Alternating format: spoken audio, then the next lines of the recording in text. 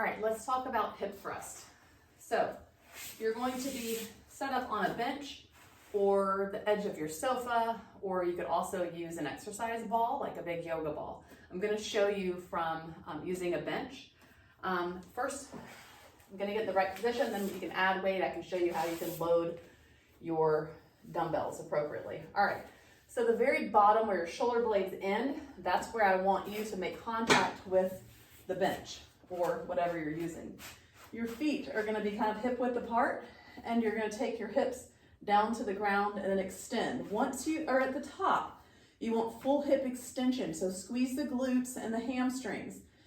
Ideally, your shins are vertical, okay? So if they're here, that's not what we want, okay? I'm feeling this mostly in my quads. I'm lengthening my quads here. What I want is your feet to be out here, and then you're extending through the hips, okay? Squeezing the glutes at the top, all right? So kind of keep your chin tucked to your chest, and you want to think about the majority of the movement coming from like your sternum to your hips, okay? You don't have to necessarily go all the way down, so you don't want to hit your butt all the way to the floor. I like to keep my glutes loaded because once you go down here, they're really not working.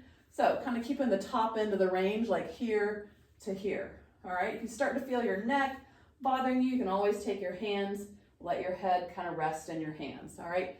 You can add a dumbbell here, or you can cross two dumbbells over your hips, just like this, all right? You can put a pillow on your hip and then put the dumbbells on top of those as well, but whatever way you choose to load, I want you to make sure your hips are going up nice and even, and you're putting most of the weight into the heels of your feet as you come up. That'll keep it mostly in your posterior chain.